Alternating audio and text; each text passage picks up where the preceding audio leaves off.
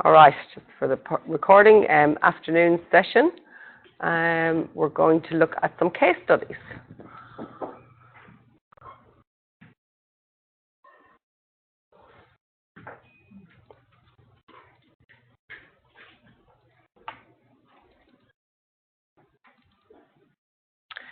The first one I'm going to look at is the Cullen Bay one, and really what I really want to look at here is the statement of effect. So this is how another company has done it. Like I said to you yesterday, there's no one standard way of doing a statement of effect. There's a number of ways, but what I showed you yesterday under those headings is basically what you have to address.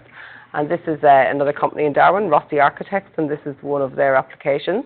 As you can see, they've got their company name and their contact details, very important. They've just, on their cover sheet, statement of effect, development application, important to state what type of application that you're making, whether it's a variation application, a subdivision application, development application, DA. Proposed single dwelling, and it's got the address of the site here on the cover sheet. And then I often put this information in the footer, but issue A and a date.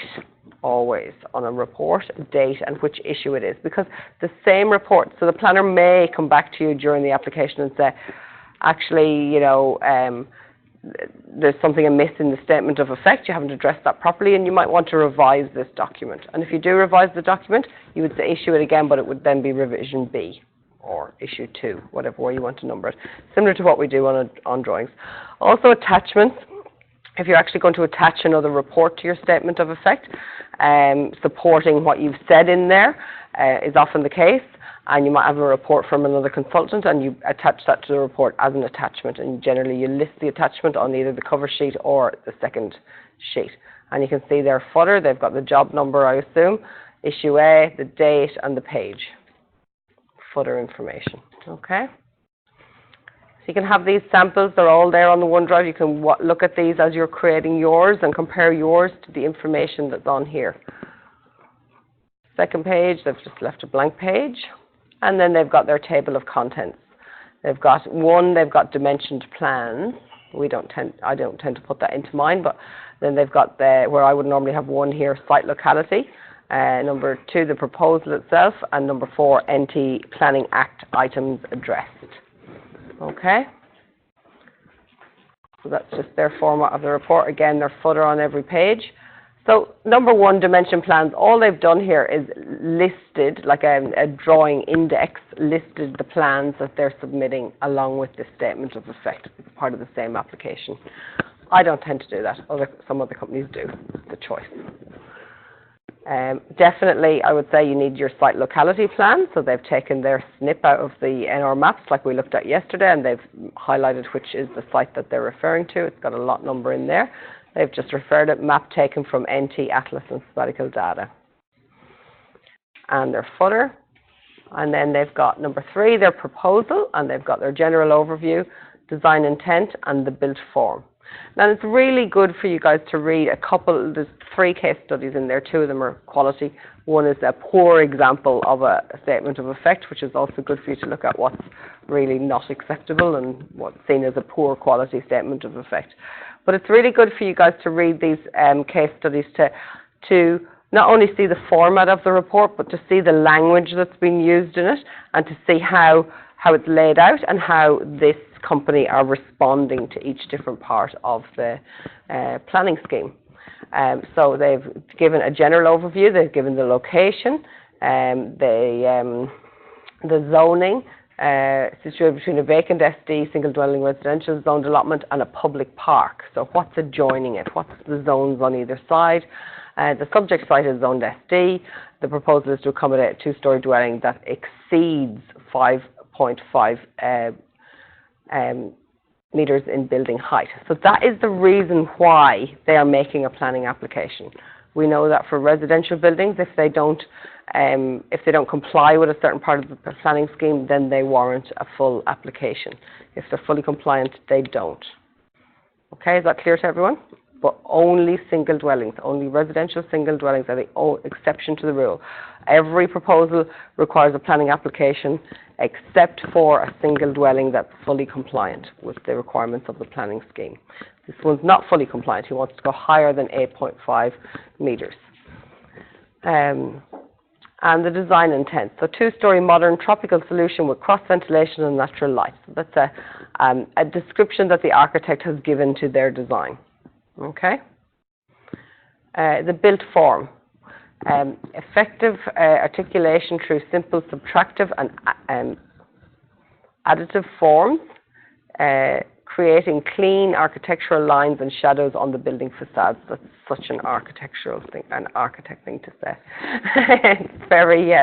It's very much architectural language there, okay? So he's basically saying that it's a very clean-lined, modern-style building.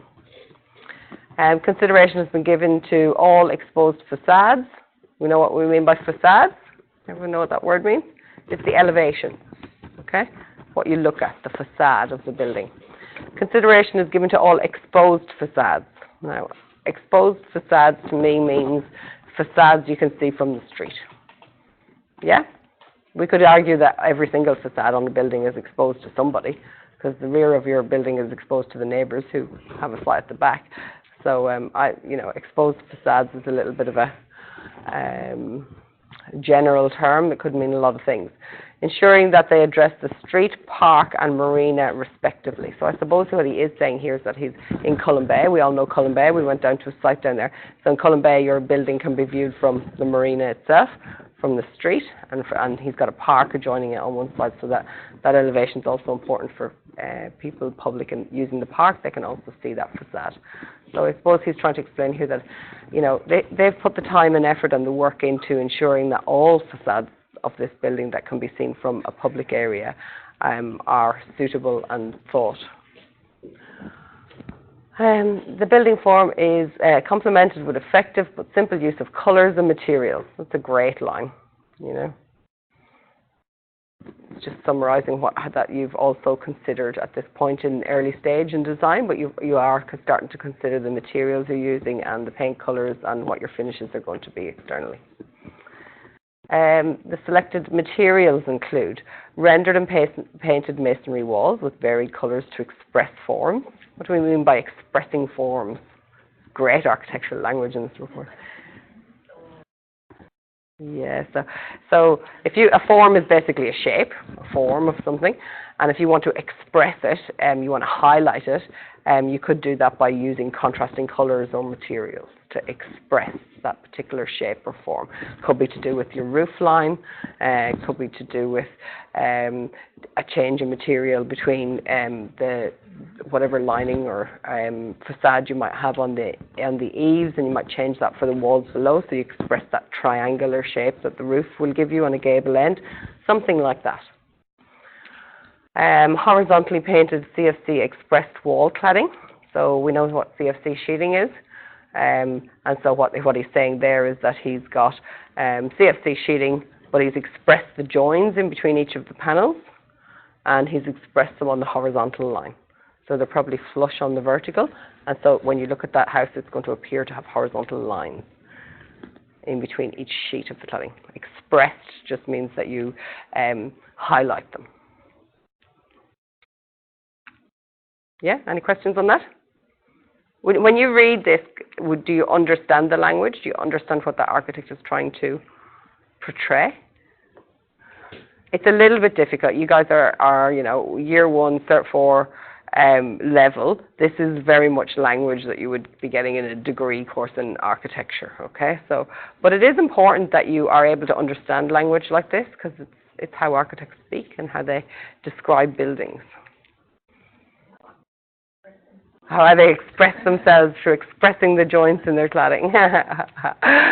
Vertically painted CFC with expressed joints to separate the roof plane from the main building mass.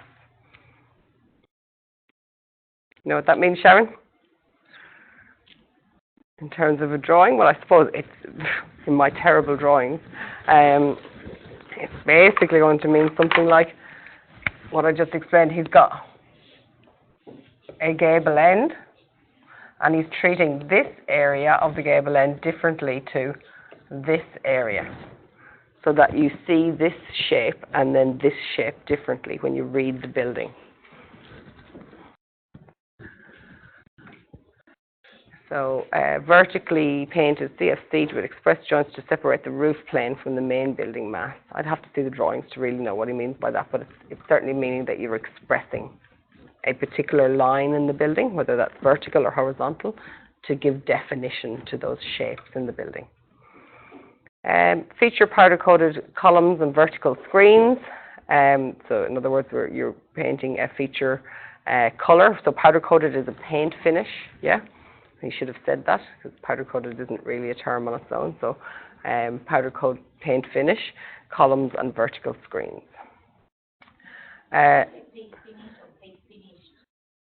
Paint finish. Often we just use the word finish, yeah. Expressed vertical sun shading devices and privacy screens, and powder-coated window and door frames with grey-toned glass. So a lot of description of the materials that you're using to dress the building on the outside. Okay, and that's what planners are looking for, because planners aren't really concerned about what you're doing internally. It doesn't make any difference to the public what happens inside this house, but outside can be viewed from lots of different public areas, so that's important to planners. And he really hasn't kind of said what colour? No, he's not committing to anything. Yeah, and that's fine. Yeah, that's fine. That's fine. That's fine in Darwin. In other jurisdictions, planners like to see colours. So we're going to have like a bright red. yeah. Just don't tell them that. It'll certainly express the front of your house. Yes.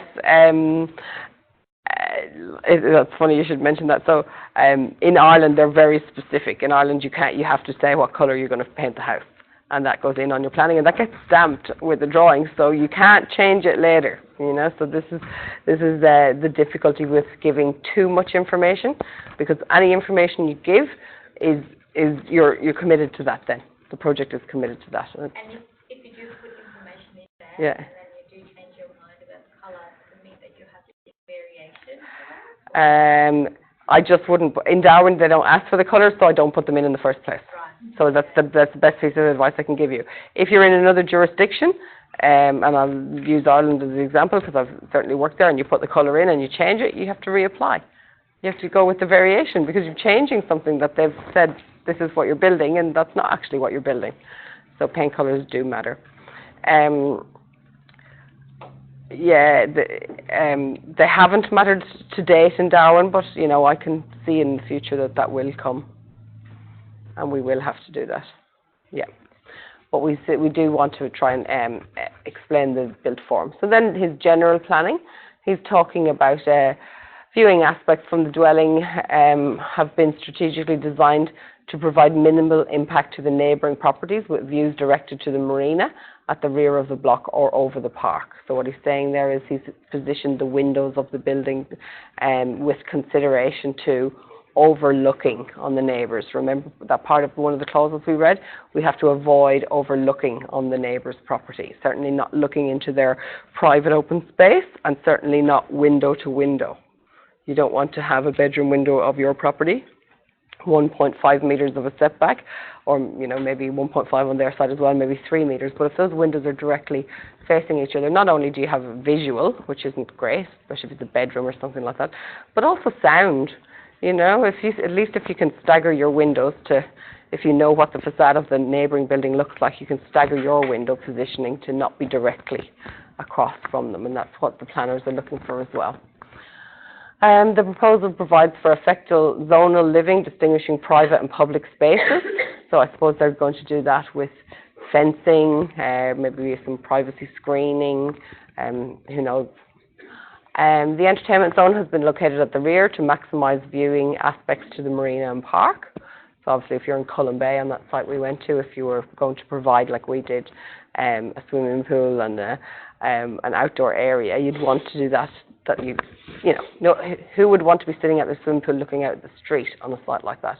Of course you're going to locate it looking out over the marina, because you sit in your pool and you have the nice view, and the planning scheme does have a comment there about maximising the viewing aspects from your site. The public zone consists of an open plan living with a strong connection to the alfresco. The public zone, I think he means the living zone. This is not particularly public if it's in your house, but it's the living zone. All services have been hidden from view via the use of screens and purpose-made alcoves. You know what we mean by an alcove? So when you've got your facade of your house is flat, remember I keep talking to you about staggering that. So sometimes we just create a little setback, and you look at the apartment buildings in the city in particular, they all have little alcoves. They place all their air conditioning condensers in there, and then they maybe screen over that. Yeah, it's a little indent into the building line. So that's an alcove. That goes to reduce acoustic transference to neighbouring properties and visual impact to the marina, park and streetscape respectively. So some great language here. Don't expect your language to be of that quality when you do your responses, but do try your best to phrase, what you're trying to portray back to the planners as best you can, using some architectural terms. It's got a little paragraph about ventilation and natural light. Glazed panels with a mixture of stacking bifold doors, louver windows provide excellent cross ventilation and natural light throughout the dwelling. The central stairwell void acts as a thermal stack. Does anyone know what a thermal stack is? Basically, there's a principle that hot air rises. And so in the tropics, if you have a building, you know where to draw.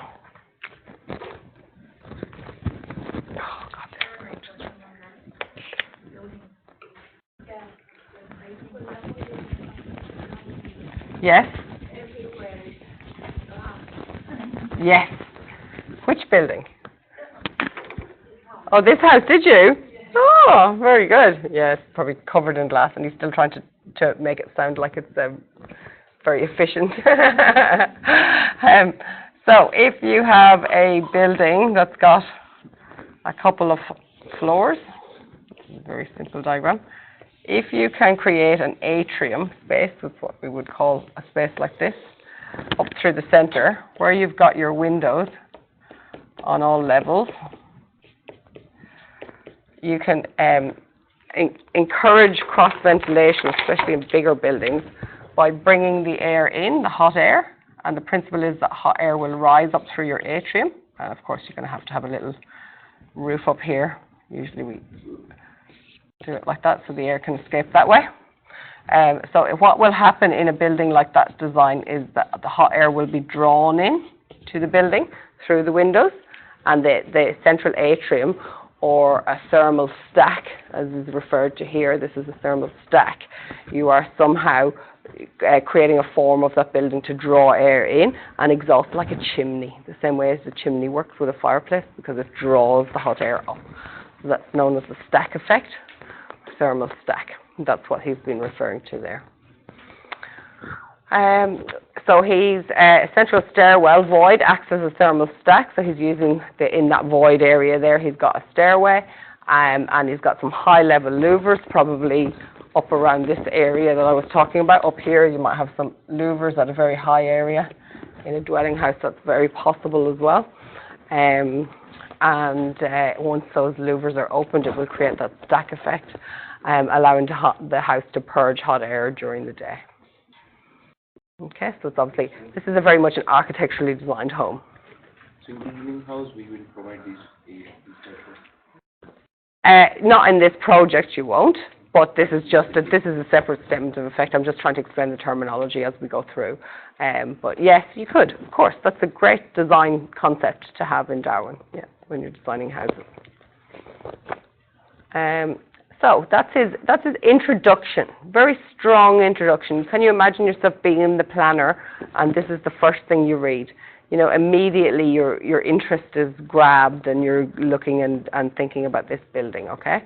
And looking at it as if, I suppose when we write a statement of effect, it's really our opportunity to convince the planner that this project is, good quality project and they should give it their consent. Yeah? That's always what we're trying to do, please the planner. So that's just simply the introduction. And then we're going to go through, we've got another little paragraph about landscaping in the introduction there. So the eastern boundary side, and oh yes, I should say this to you too. When you're describing a site, you should be describing it as north, south, east, west.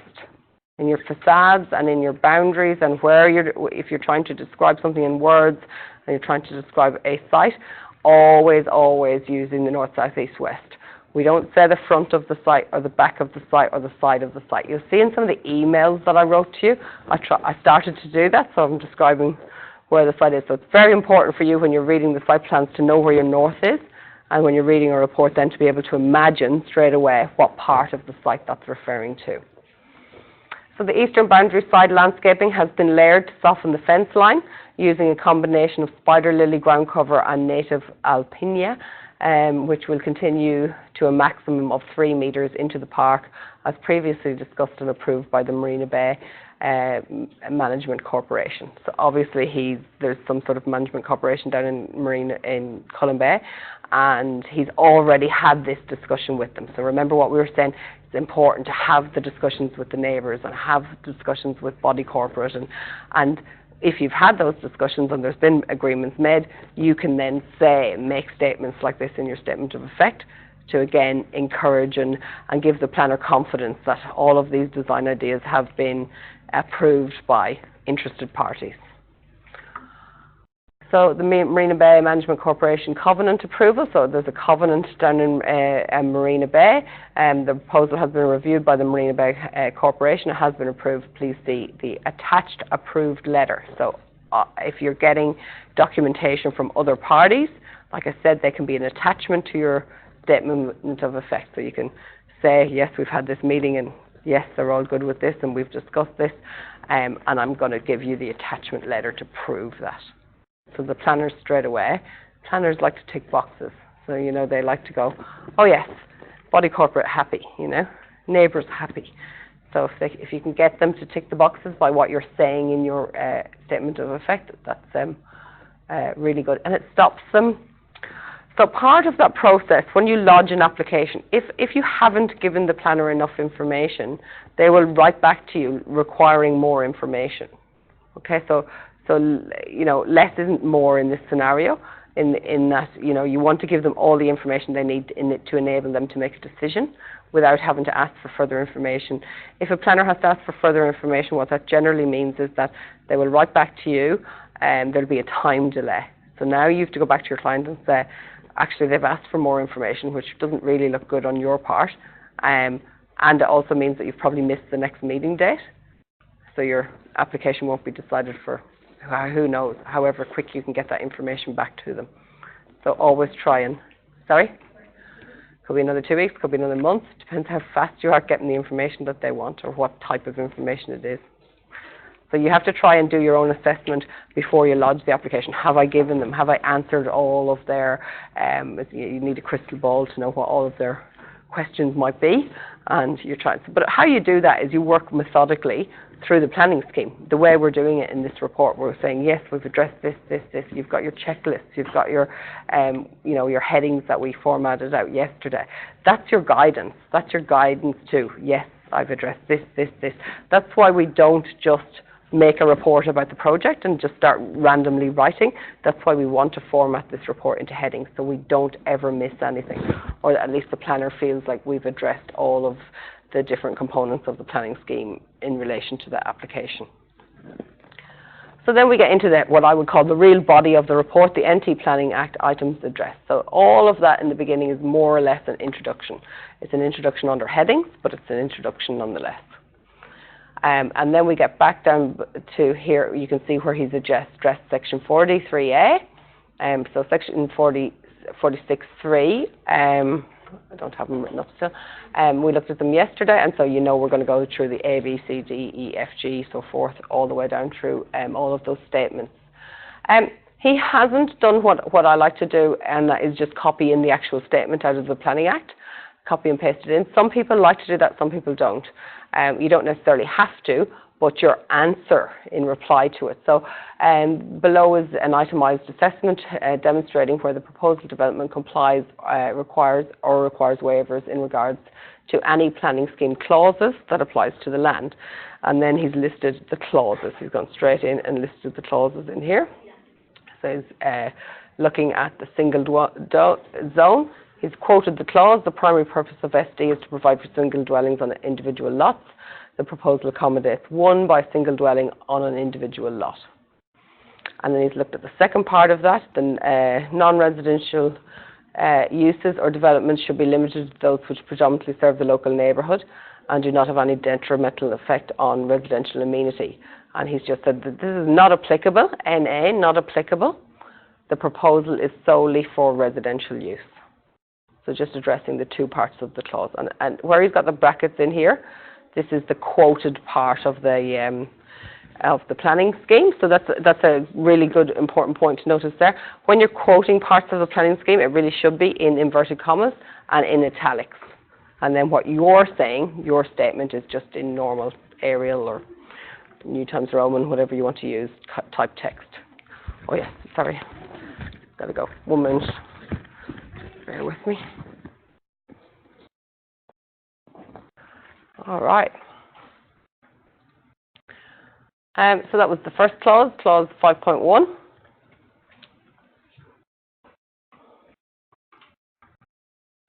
And then we go on to 7.1.1, residential densities. And so the planning scheme says one single dwelling per lot may include independent unit. And he's very clearly in bold said, provided one single dwelling complies, written the word complies. So this is the clause that he's going to be non-compliant with here. So he's written clause 7.1.2, residential height limitations. The primary purpose of this clause is to ensure that the residential development is of a height that A, is compatible with the adjoining or nearby existing, do spell check on your documents, or development reasonably anticipated and does not unduly overlook the adjoining properties. So, maximum 2 stories, and he has provided a building that is 2 stories in height. However, maximum height of 8.5 provided, and then very clearly he stated the dwelling exceeds 8.5 building height. So as per table clause, the dwelling does exceed 8.5 metres in height. And so let's read about what now. So now what he's going to try and do is put up an argument for why his building should be allowed to exceed that height. Give the reason for why you think it should be a waiver. It's kind of not good enough to write a report saying, well, I do exceed 8.5 and I think that's okay. That's not enough. You have to put forward your reasons. So the 8.5 building height has been exceeded due to the presence of a steep embankment towards the rear of the block, sloping down to the revetment wall. And we can all imagine this because we've been on a site like this in Cullen Bay. So obviously this site is a lot steeper than the one that we have. The site survey plan has been attached for clarity and encroachments indicated in the sections. So you would definitely in this instance be doing a site section and very clearly marking where that natural ground line is and what your height of the building is above that. So I'm assuming those are the types of documents he's relating to.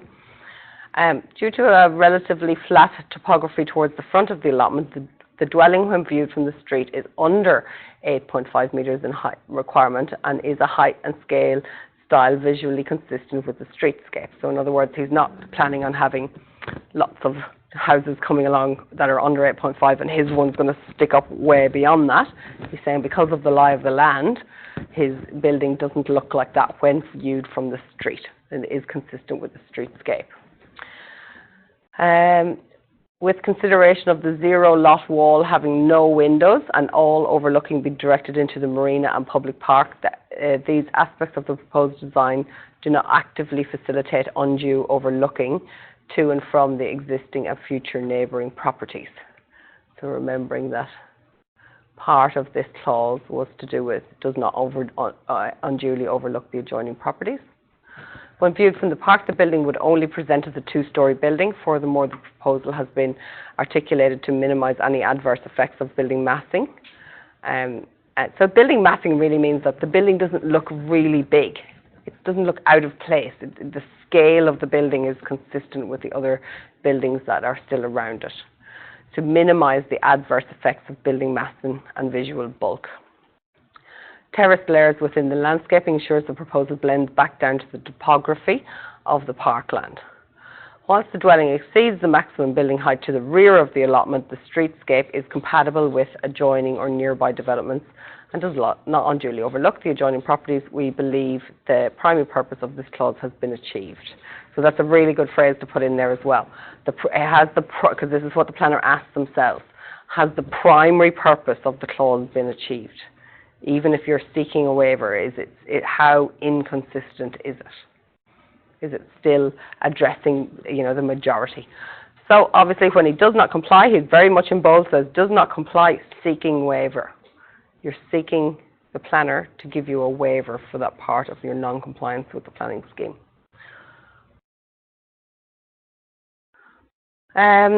The setback plan, I really like these tables for setbacks in the report. I think it makes it very clear to everyone how that's doing. So you simply put in your different boundaries. Don't like the way he's used front boundary. Certainly northeast side boundary, southwest side boundary is the way to do it. And I don't know why that's quite inconsistent there, the way that's done. But that's how you should do it, by using the orientation in reference to the north point. And so you quote what the planning scheme requires for each of those boundaries, and then state exactly what's been provided. And then shortfall column can say, there's no shortfall, no shortfall, no shortfall. Oh yes, there is a shortfall of 1 metre on this particular boundary.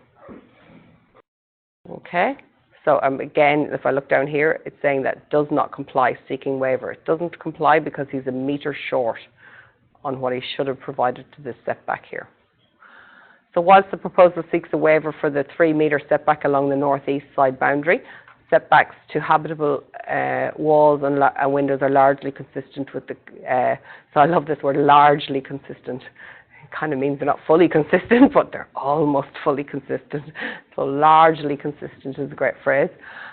Within the Cullen Bay setback plan, approval in 1996, the main encroachments past the 3 metre setback consist of walls with non-habitable rooms and high-set windows, nib wall projections and roof overhangs.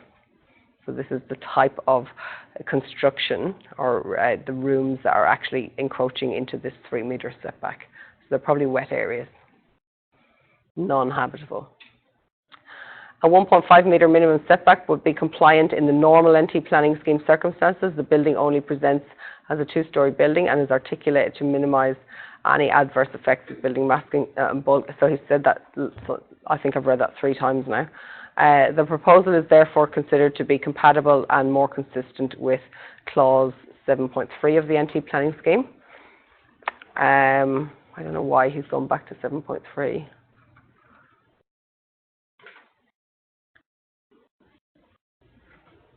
So this is similar to what we're going to have to do for Zuccoli, because we'll be quoting the Zuccoli estate setback plan, yeah, that we looked at yesterday. And so what he's doing here is he's saying the Cullen Bay estate setback plan is mandating for greater setbacks than the standard SD site in the Northern Territory planning scheme, and he said so while he hasn't met the setback requirements for the Cullen Bay estate plan, he has met them for the standard SD zone in the standard Northern Territory planning scheme. It's a bit of a weak argument.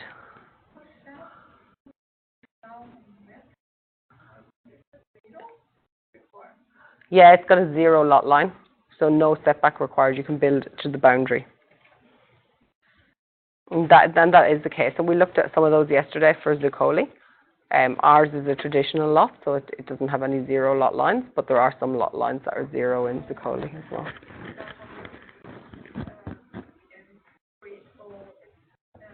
It'll be to the side boundary generally to another lot. Yeah, yeah. Yeah, I've never seen a 0 setback line too. You'd have a 0 setback line, for instance, on let's say in the mall in Darwin City Centre, So that's a 0 setback line. You're allowed to build right to the boundary because you walk off the footpath into a shop. That's a 0 lot line to a street.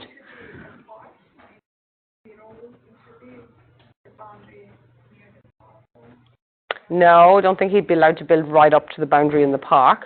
We'll look at the drawings in a minute, but I could almost say with certainty it'll be to the side boundary. It actually says side boundary. So if that was side boundary, there'll be another house there. Did you come to Cullen Bay with us to the survey unit? No, you didn't do surveying, so yeah. There was yeah. Yeah. Yeah. So it changes wherever the site is. It depends on the zoning. And maybe like we have the FP9 for Zuccoli, a special planning. Cullen Bay also has a Cullen Bay Estate setback plan, which is different from the rest of the planning scheme. So again, it does not comply.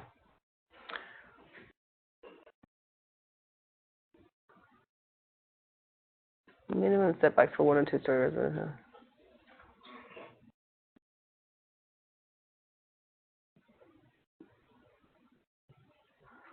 I'm a bit confused what he's doing there. Because he's got the northeast addressed. Oh, so this is the one with the shortfall.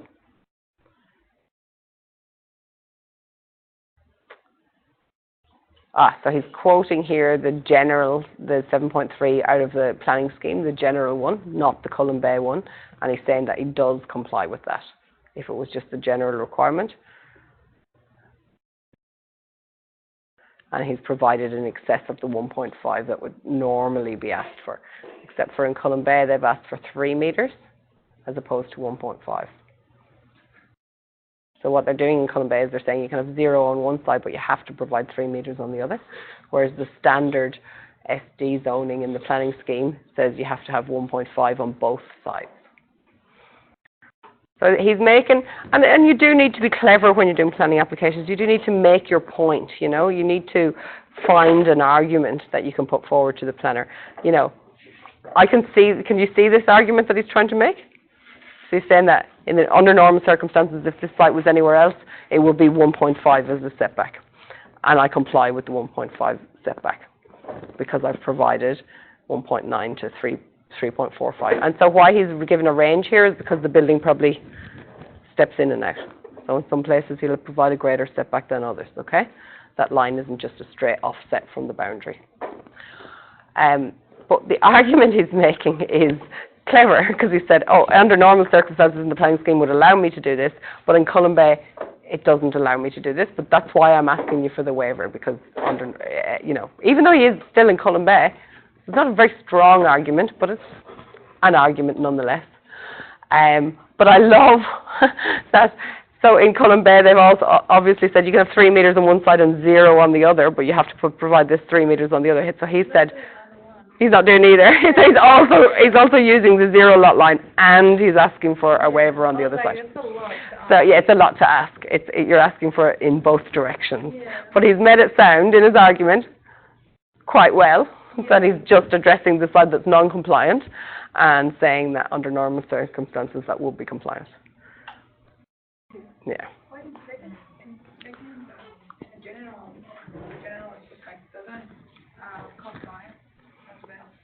Why? Because it should be 1.5. Here. No. In general, if this was not Cullen Bay, it would say 1.5 here and 1.5 here. Yeah. So yeah? If in north and east side boundary, it should be 1.5 in general. Yeah. Here. So it should for the northeast side boundary, provided it's greater than that. Yeah. But what he's failing to address is that in Cullen Bay, under normal circumstances, it might say 1.5 here as well, and you would then be non-compliant under normal circumstances. So he's made an argument that suits himself. Yeah? Or she. I'm not sure who put this together. But we all do that. So you will do that too. When you're making a statement of fact, it will always be a one-sided argument because you're representing your client who wants to get this across the line, and you need to come up with good reason to do that. It's a little bit of a challenge. And it's all about your language, how you can phrase things and how you can put forward your perspective. Okay, and then he goes on in the report to address the other sections of 46.3b, the interim development control order, no interim development control order on this site, environmental impact statement, no public environmental report or impact statement required for this site. So those are fine for you to use that type of language in response to those parts of the section 43 of the Act. And what he's done here is 43D. This is why I don't like when you don't actually quote what 43D is. I know all planners know the Act off by heart and they'll all be able to quote me 43D. But I think a statement of effect should be able to be read by anyone because the public also receive a copy of it when it goes public. So this is why I like to actually take the part out of the Act, put it in inverted commas, put it in italics, quote what it's asking you, and I think as students that's really good for you guys to see that, put it in there under the heading and then respond to that. So it's like, this is the question, this is the answer. So he hasn't done that here, so I'm at a bit of a loss. So section 03 of the proposal is way back up here. And so he's just said that this section, where he's done the general overview of the proposal, is addressing that part of the Act. I don't really want to see you guys doing that. I'd rather you just quote it out of the Act and just respond to it. And follow the format. Exactly. Yeah, follow the format. Existing site characteristics, he's just done them in dot points. This is a perfectly acceptable way to do it. So he's the physical existing characteristics of the land, the zoning, and the area, and the width and the depth of the site, what's on the site existing. We usually don't say the site is empty, we'd say the site is vacant. And if there's a fall on the site, if there's retaining walls on the site, they need to be physical characteristics addressed in this part of the report. The marina is obviously quite a significant physical feature of this site in Cullen Bay. Can you see? Am I standing in front of you? If I'm ever standing in front of you, just tell me to move back a bit, won't you? And the site, the services to the site is really important to have in here. Zones that the site is abutting is important too. What zones are around the site? Planners always want to know what's around the site. Okay? I think this is quite a good case study to have a look at. And then he's got public facilities or public open spaces available in the area, and he's just listed the features of that area. What is in the near vicinity? And the easiest way to do that is get a good Google Maps, go on there and have a look around. You know Google Maps, you can measure distances to shopping centres and childcare facilities and schools and all of those things. You can just do a measure up and then you put that information into your report. So you're describing your site in relation to what services are available in the area. So the existing public infrastructure, the proposal requires connection to the existing infrastructure which has been accommodated for in this zoned site. All connections will be, and I love this phrase and please use it, all connections will be coordinated with the required service authorities. So remembering that when this application goes in, it's going to be sent to all of those service authorities. So all they want to know at this point in the early design phase of a project, they just want to know that, yes, I'm going to come and talk to you when I need to connect into my power and water and electricity. I'm going to come and talk to you and I'm going to do it as per your set of rules, because believe me, Power Water has lots of rules about how they like their connections to be and where they need to be on the site and all the rest of it. So at this point in time, we don't need to say any more about that. We just say that there are public services available in the street. This is a service site, and that we will be coordinating with the required service authorities when it comes to actually physically connecting this building to services. Okay, so great line to put in there. Waste management, again, of course, waste management is a service, so we do just need to do that. So, and the proposal is in keeping with existing waste management services within the area as per local authority requirements. The owner is responsible for managing and maintaining their service. So in other words, this is just about bin collection. What happens in the area with bins? What do I need to provide? For residential, generally nothing. You just need to provide usually a bin storage area on site. You know, that's a It's not a requirement, but it's a requirement of some covenants that you provide an area for bins that is screened from the street, like behind a fence or something like that, that you can put the bins away.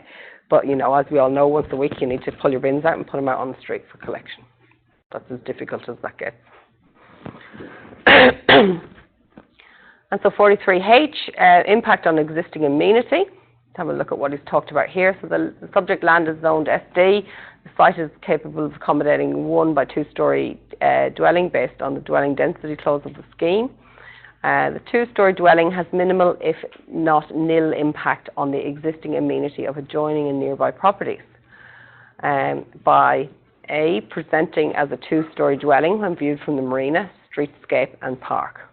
So you see the way he's considering what this house looks like from those 3 different public areas. Ours is not so complicated. We just have one public area, which will be the street. Okay. It has been articulated to minimize the adverse effects of building massing and visual bulk. In other words, we bring the scale of the building down. When viewed from the street, the proposal is under the 8.5 building height requirement and is a height, scale and style visually consistent with the streetscape. Love that sentence. Is of a height, scale and style visually consistent with the streetscape. If you're starting to use phrases like that in your statement of effect, you're on a winner already. Okay? Because that's directly responding to what the planning scheme wants you to do. With consideration of the 0 lot wall containing no windows and all overlooking be directed onto the marina and public park, these aspects of the proposed design do not actively facilitate undue overlooking to and from existing or future neighbouring properties. Can you see at this point in the report we're starting to repeat a lot of what was said earlier in the report? It's been said a couple of different times. This is okay because you're saying it in response to different parts of the Act, okay? So if you need to use the same phrase again and again, that's okay, that's fine. Don't worry about repeating yourself in this report because this, what he's saying in this part of the report is in response to this section, okay? And he may have said it earlier in the report, may have said it in the introduction, doesn't matter, say it again. You need to address each part of the report separately. I'm not going to read them all again because I think it's the same things what we've said. So the entertainment zone has views and the services are hidden. The proposal is therefore considered to be compatible with the surrounding dwellings. And then we've got the public interest. The proposal provides a good solution to the site and hence enhanced with various architectural merits. The proposal provides an alternative design solution but still aligning with the similar principles found on other SD zone style developments in the immediate area. The proposal provides for sustainable and locally appropriate density in keeping with the surrounding built context. And K and L are not applicable to this proposal. We've got a very short summary. Again, we're saying we trust that it meets the requirements and merits for the site. And we hope the submission is viewed favourably. Don't hesitate to call us with any queries you might have, and then it's signed by the architect involved. So that's Rossi Karunas, has his own company, quite a good architect by all means. And we'll just quickly then, while we're here, let's have a look at his drawings.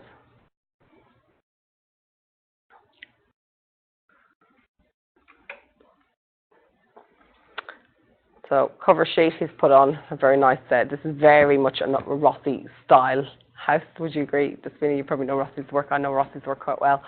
And he loves his clean architectural lines. It's very much modern style of architect. He does some beautifully designed architectural homes. So he has got, let's see, can I view a little bit? This is a house you already worked on, Sharon, is it? So this is the marina. See the way it's quite clearly marked there is the marina. This is Cullen Bay Crescent, the road. We've got a vacant lot here. This is, I would say, as our 0 lot line. And this is a boundary. Damn.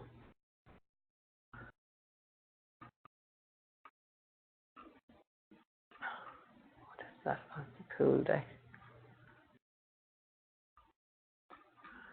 Okay, so this is a boundary line along here, and he does have, so he's got his terrace coming out on this side. You've got, as you said, some stacker doors and some wing walls that stick out a bit. See the way this is a wet area? And remember when he said his setback distance? So let's look at the way this is. Your house won't always align with your boundary either. So you've got a line that's coming through here. It has a little bit of a step in it here and steps back again here, and it's got a little bit of a wing wall coming out to give privacy to this terrace. But the boundary line is offset at an angle. So the distances, remember when in the report where he gave a boundary distance that was 1.9 to 3 meters. So I'm assuming that we maybe minimize to nib wall is 2 meters 10 there, 1.9. So this is the closest that the building comes to that boundary is in that position. But I'm assuming further up here we might have almost got to 3 meters. I think that's the widest part there, or maybe in there is 3 meters. It's not a very clear drawing. I can't read it very well. So that's the site plan. Is it normal to have, is it how that meant to be, how you can see the floor plan? I don't like it. I always No, yeah, look down on the side with the roof. with the roof. I'm always doing it. I like to do, for a site plan for this purpose, it depends what the purpose is for as well. So planners like to know where the rooms are in relation to the site, and if you just give them a roof plan, they can't see that. The living areas could be anywhere, and remember they want to assess, does your living area, and your alfresco area, do they flow from each other? And also with a roof plan is, if you're doing a roof plan, please put in a very heavy black line, the actual outline of the building, and show where verandas and balconies are, because your roof line, especially in Darwin, because we have covered external areas, your roof line can be a lot bigger than the actual house, remembering that your boundary distance are measured from the external wall, not the roof line. So if you just have a roof, how do you accurately measure where the offsets are? So I prefer to show, probably not in this much detail, I certainly wouldn't have cars and stairs and numbers on stairs in it, but I just prefer to show these heavy black lines and room names, and certainly external areas, verandas and balconies need to be labelled, clearly labelled as to where they are. But I think there's probably too much detail on this, all this hatching on the terraces and all. But again, that's the style of the offices, different offices of different styles. And perhaps he's already drawn this level of detail in the concept design to show it to the client. And we tend not to go backwards with our drawings. Once we put a level of detail on them, we certainly don't delete it. You might want to turn it off and print without some of the detail on it, but you never want to delete details off your drawing if you've already got them in, hatches and things like that. Just turn them off. But I would like to see it a little less cluttered than this drawing. You don't need to have this as much detail on there. So what does the planner really want to see? They want to see the road, they want to see the crossover, they want to see where you can park cars, they want to see, because the planning scheme is asking you for 2 car parks, you need to show clearly on your site plan where those 2 cars can be parked. And certainly your boundary line, and he doesn't have a very clear boundary line on this, I don't like the drawing for that reason. I can't actually see where the boundary is here. I'm assuming it's there on the revetment wall, but it doesn't very clearly show me that. You know what? There's probably the boundary goes into the water. It may be the boundary is further out here. Yeah, that's what happens in Cullen Bay, doesn't it? Yes, that's right. You actually own some of the water. So perhaps that's what's happening here. But I like to see the boundary line as being, like we did in site surveying. So your boundary line should be your dash dot.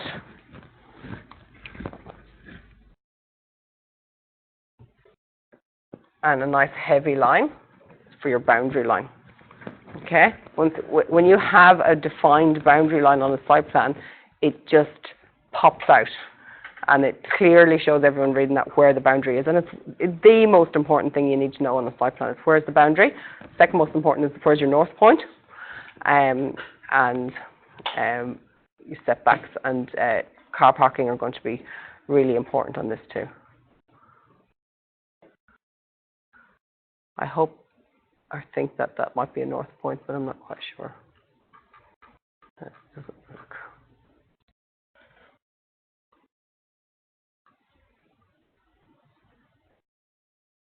So obviously the lot numbers of the other sites around it are important as well to have on your site plan. But you've got a checklist already done of the features that need to be on your site plan. I go there? This is interesting, and this is something I wouldn't normally see at all. This is a first floor level site plan. I've never seen it. I don't think I've ever seen it before. So you don't need to do this. So it says site first floor. So he's still drawn the whole site and drawn the first floor of the building in relation to the site. Not necessary. But see the way he's got this dashed line in? This looks like a boundary line to me. And it says 4.5 metre setback zone. I don't mind these lines going in to show the planner where the setbacks actually are and show where you're encroaching on them. But make sure, because a lot of people do it by offsetting their boundary line, which is the correct thing to do, but make sure you change that line type. Don't leave it the same thickness as your boundary line, or else your drawing is going to look like where's the boundaries, because your setback lines are mirroring or identical to the boundary line. So make sure that they're much lighter pen weight. So there's your boundary. And then you've got your lighter line showing your 4.5 metre setback zone.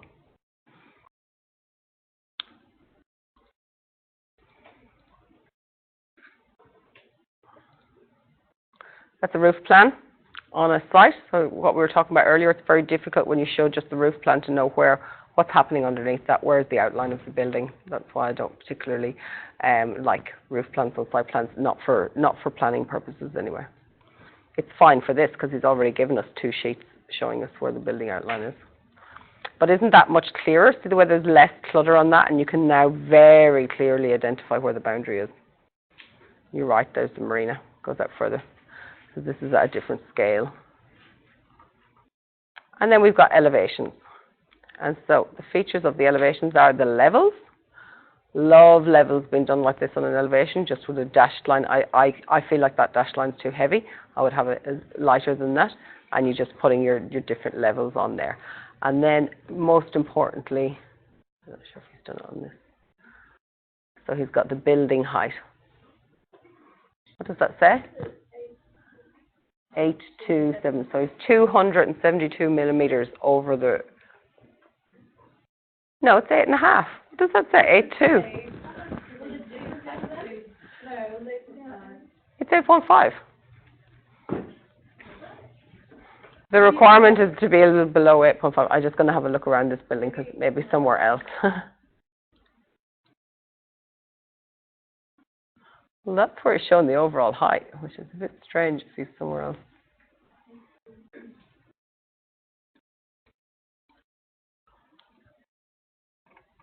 See that the levels, because the ground floor level is at 10,300, someone reading this would have to calculate out what that is in terms of the overall building height.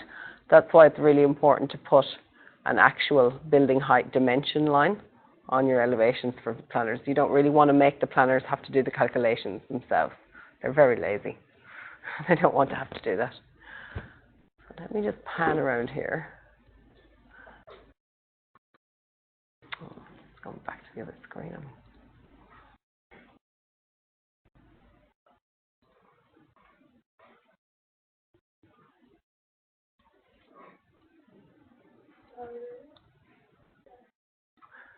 Well, if I follow the line across, that looks slightly higher there, but might have a couple of 100 mil on it. But then in that case, I would certainly have drawn my overall building height to this point. That's 18. Yeah, look, that point there is 18,322, and this is 18,857. So there's another 500 mil adding on to this, which pushes it over the 8 meters 7, roughly. I know these are case studies and I'm showing to you as examples, but it's actually kind of good that we look at this and go, this line has been put in the wrong place. It really should be over here and showing exactly where it is. Now,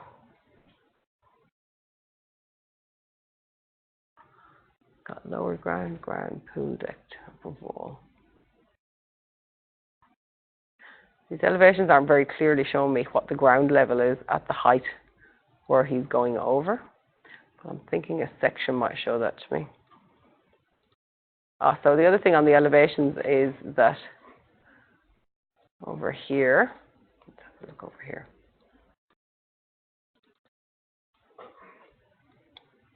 So he's got colours on here. He's even got surf mist, which is an actual colour. The sheeting, trimmings, surf mist, wall finishes, rendered block with paint finish colour, surf mist, rendered block, a different paint colour on there. Harditex, cladding, composite panels. No colour monument. Doors and windows, powder coated.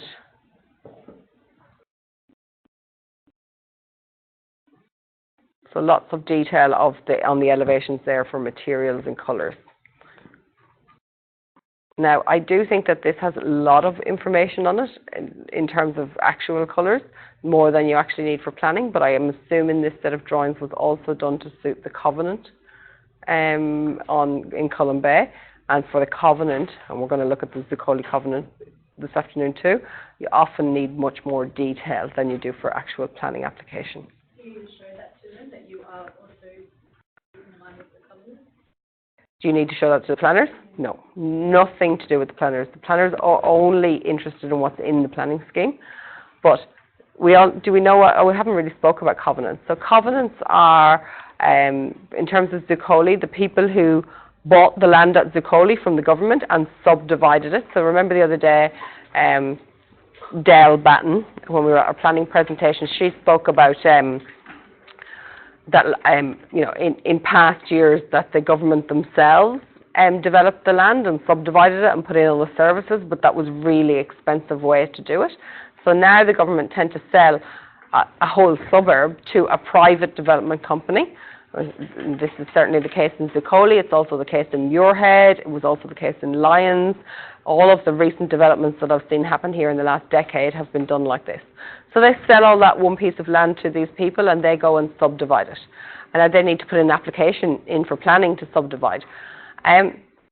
These companies want to make money off the land. They want to subdivide it, put in the services, and still make a profit after they've sold each lot individually to either a consumer, someone from the general public who just wants to build a house, or they sometimes sell 5 lots to one particular house builder and they just build houses and then sell them on to the public.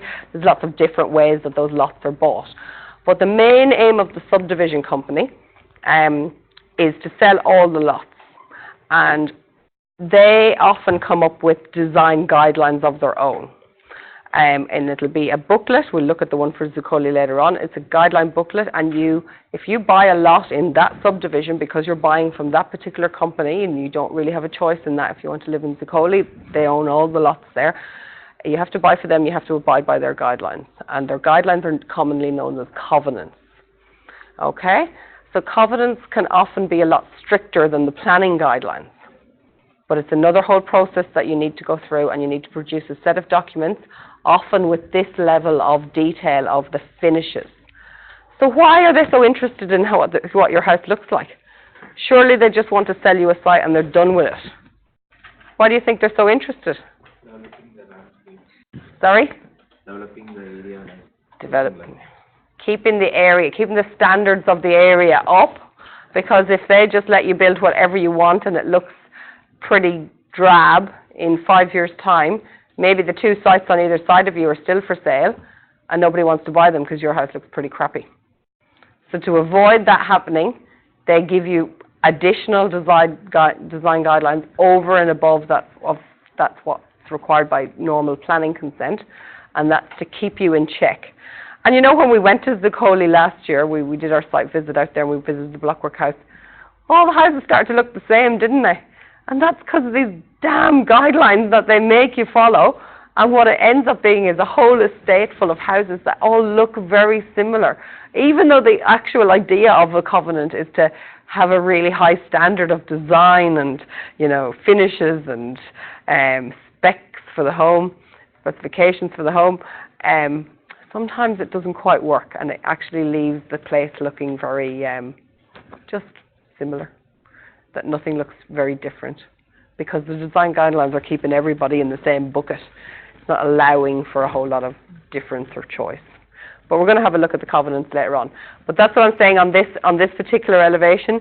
The level of detail here is probably because it's got colours and everything on it. Design Covenants wants to actually know the products and the colours, and often you'll end up doing a colour board. Do you know what I mean? By colour board. So when you have the product, you actually give a picture, an image of what that looks like, so that on that one sheet of paper they can actually see what the house will, the finishes will look like. Only external finishes. Again, covenants are not really interested in your internals of your house, because you know, nobody's going to not buy the house next door to you because your house looks pretty ugly inside. They just care about what it looks like from the street, and what your garden looks like. You know, the covenant can say things like, you know, you must have your garden landscaped within 6 months, because they don't want you have this lovely house and you're not much of a gardener, and you know, you just don't bother ever putting in grass or landscaping. You just have dirt around your house. That's not going to look good in their estate. So they very much specify what you can have. Now, covenants have only really, well, they're very much an Australian thing. I have never experienced them overseas. They tend to only be around as long as the subdivision company is around, because it's not a government controlling thing. It's not like the planning department. They're going to be there forever.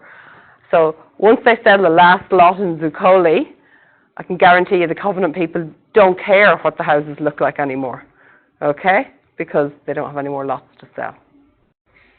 But they certainly can and do apply the covenants. And they fine you. For instance, I know of one case where somebody has been building a house for more than 2 years, because once you buy the lot, they give you 2 years to build the house.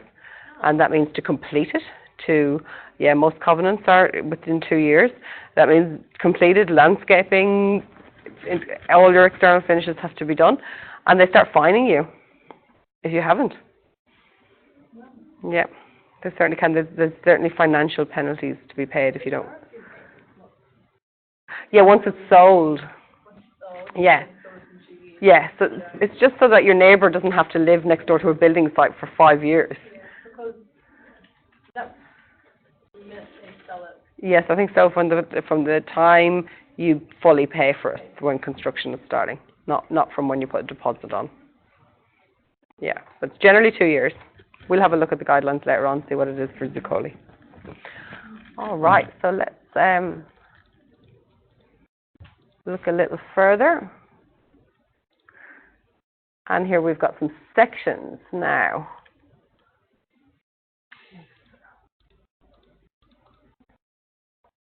So even in section, they can show where the boundary starts. So this is a bit like what we did in surveying. They come in right out to the road and they're showing their levels going through. This red line, this is where it's very clearly denoted. So this red line is an offset of what would have been the original ground line down here. And so this is showing 8.5 meters high. Okay, so everything there, and there's the boundary line at the revetment wall and the marina. And their swimming area, similar to what we did in surveying. And so, come back.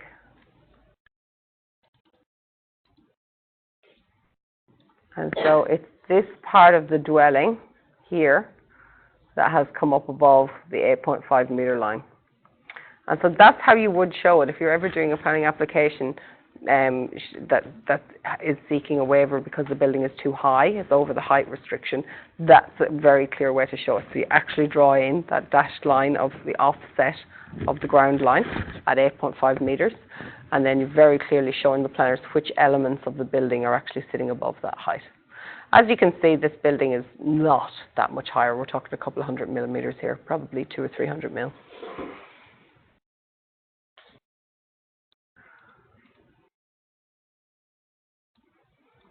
And again down here.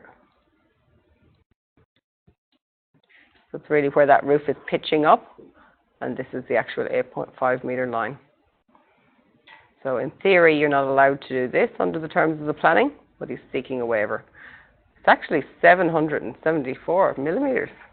See that little dimension line there?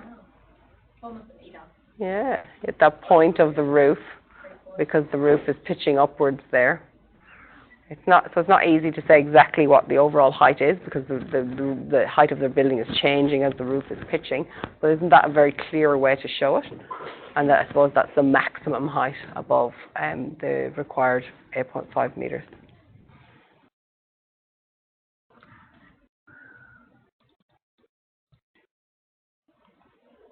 All right.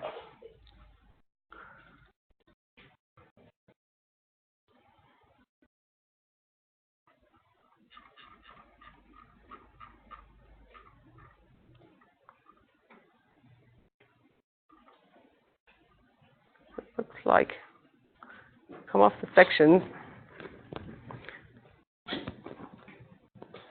Oh, stormwater plan, so stormwater legend. So this development is developed enough to be able to provide this stormwater management plan. So remember we had a discussion about this the other day when we were in with the department.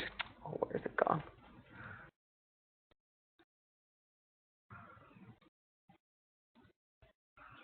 I should have opened this in Bluebeam. I'm so much better with it.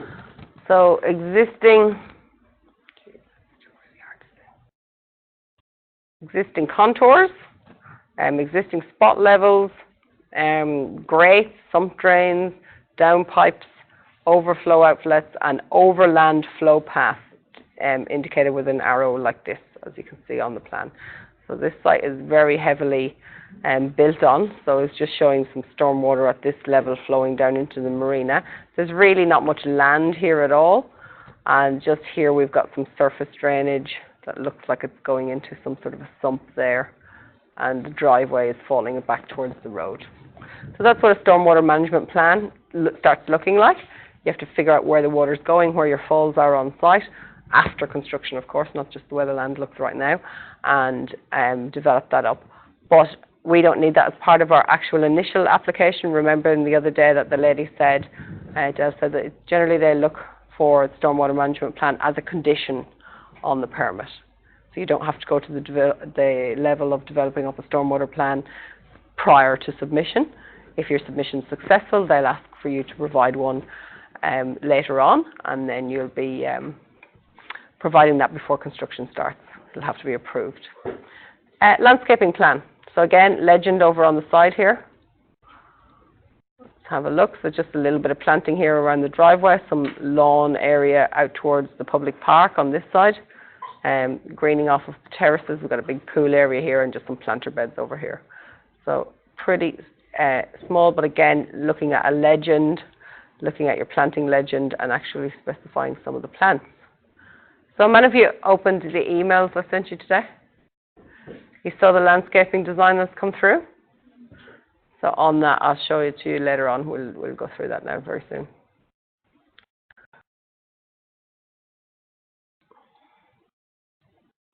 And then some nice images to finish off the application. And this is a survey plan from an actual surveyor, Land Surveys, or one of the companies around town. And so they've actually taken a survey of that site. Nice and neat that it is. And he's just added that information in on the end of the application as part of the drawings. And that's a complete application. Not a whole lot of drawings. So realistically, as per the drawing list that we looked at before, we just need the site plan, we need floor plans, we need sections, elevations, landscaping plan. Okay? So you've pretty much got most of those drawings, apart from the landscaping plan, set up in as part of your concept design, as part of the drawings you did in the Revit unit, and it's just going to be a matter of editing them with the information you need to support your application. Okay? Let's take 10 minutes there, and when we come back, we're going to look at the information we received from our RFIs and how we need to incorporate that onto our plans. Okay? They build that zero boundary in the left. Mhm. Can you imagine there's a vacant block? Yeah, and the expanse of that. And then there's another one building also at a zero boundary. Yeah. Can you imagine it? Like yeah, you're the person coming in the middle. Yes, exactly. Yeah. So usually they don't do it like that. Usually in the scheme they'll have it that you've got one zero lot line between two lots, and then that this won't be a zero lot line. This person will have to have a 1.5 setback, because you don't want to ever have to be in that situation where you're building in between the two zero lot lines. But in that case, that's like. I'm not sure.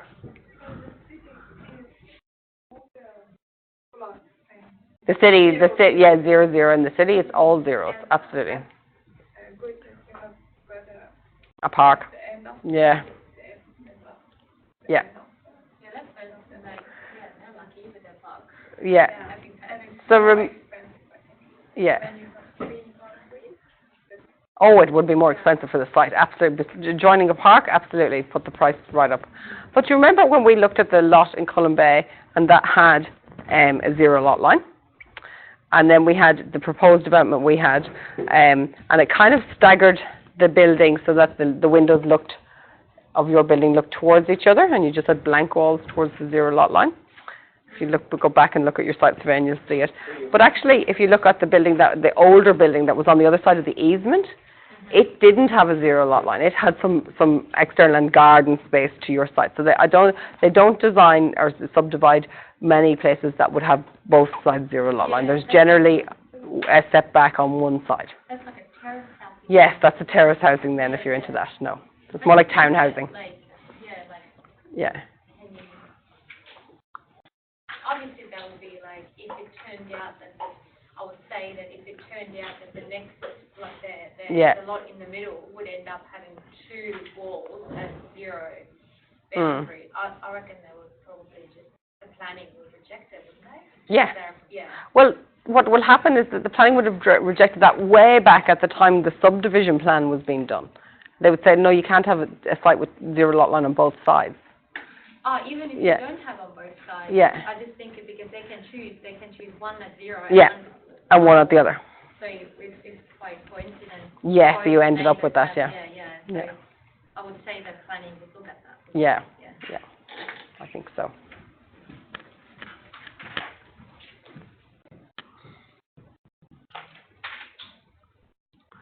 So there are other case studies. We really don't have time in class to go through all the case studies, but if you can, when you're doing before you do your statement of effect in particular, just read the other two. There's 2 other statement of effects with those case studies there, and also you've got all the current applications that are online. Just read even through the statement of effect, and just get an idea of the language and how that report is going out before you attempt to do your own one. Going to help you.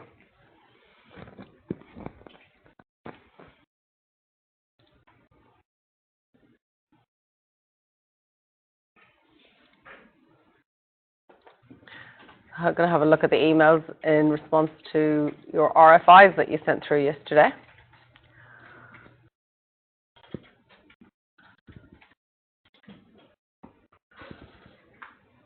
And so, I suppose in real terms, the design of the house that we have at the moment doesn't really constitute a planning application, does it?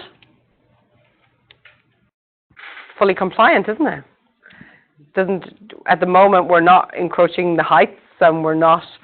We can provide 2 car parks. It's only a single-story house.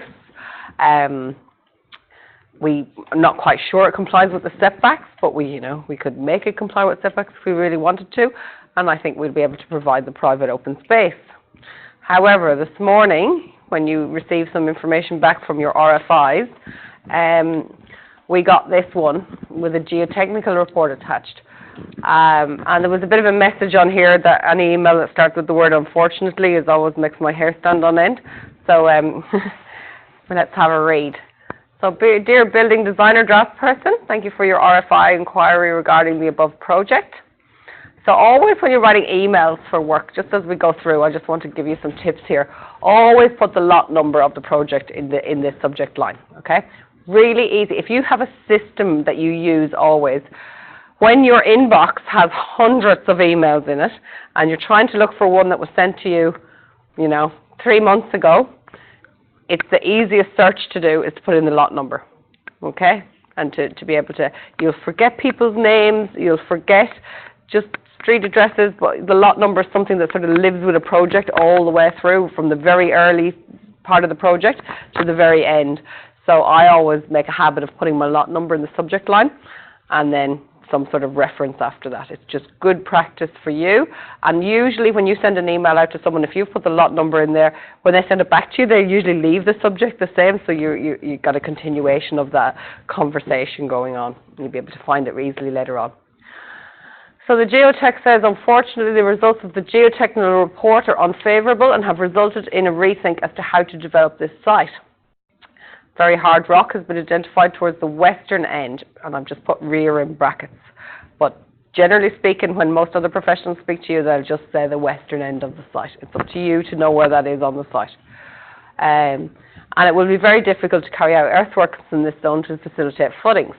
Following discussions with the structural engineer, because of course the geotech report affects the structural engineer and the footing design, so of course he's going to have had a chat with him.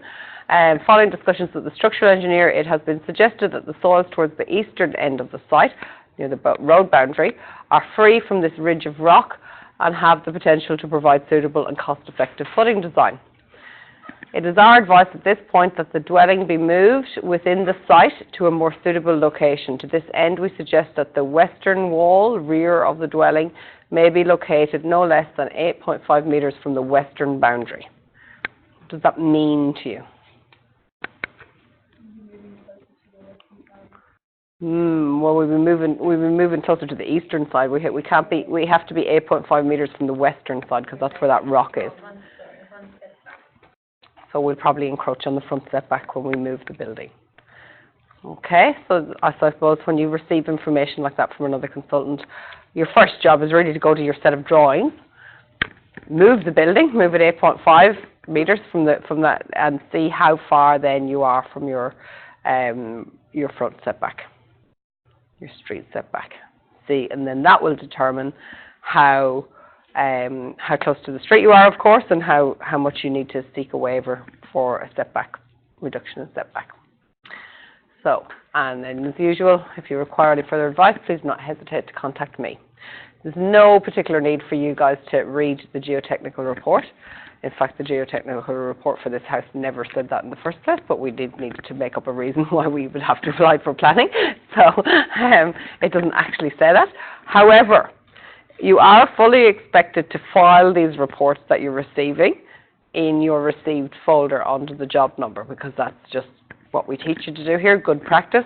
You don't leave attachments attached to emails so that you do have to find them 3 months later and nobody else in the office knows where they are because they're attached to your email. So you need to save all those files into your received folder under today's date. Today's the day you received all that information. Pop them in there, and then I would also highly recommend that when you make your statement of effect, to support your argument, because this is going to be the basis of your argument for why you require this reduced setback, that you attach the geotech report as an attachment to your statement of effect. Okay? So you've received advice from another consultant, and you're saying that's the professional advice you've received, it's unsuitable for footings there, and that's giving you the basis for your reasons for seeking a waiver. It's a very valid reason. Okay, I do have to tell you on a sideline that this would probably never happen in reality. It does happen on some sites, but generally speaking, in somewhere like Zuccoli, where they divide all the land, they do all this testing long before we get to this point, so it would be very rare for a geotech report. In fact, when they do a subdivision like that, they generally, one geotech comes out and does the whole of Zuccoli, and it makes sure at that point that each site is suitable for building on, because you don't want to go out and buy a site and then realise further down the track that it's unsuitable rock or something that you can't actually put a footing on. So this is very much a made-up reason. It does happen on bigger sites that you have some part of the site that you can't build on, or sites that have never had a geotech report done on it. But that's the only way to find out, is to do a geotech report. So, but we do need a reason to move the building to encroach a setback, and we're using this as the reason for the planning application. Okay? Is everybody following all of that? Why the project is going the way it is right now? Yep, good. It's important that you do follow that, because different projects go different ways in offices. You think this project is going straight down the line and you're fully compliant and you're going to do everything right, and then suddenly something happens to make you have to waiver off that road. And that's always the way with planning. Nobody ever wants to be seeking a waiver, but often there's good reason for it. Yep. We usually don't design on purpose to have to seek waivers, but we get some curveballs. Okay, so that was the geotech report that we received. So you know what you need to do there in terms of filing and all of that. Landscape plans. So this was the attachment sent from our tree lobber. Now tree lobbers, I'm going to open this differently because that's horrible. I think I actually have it opened.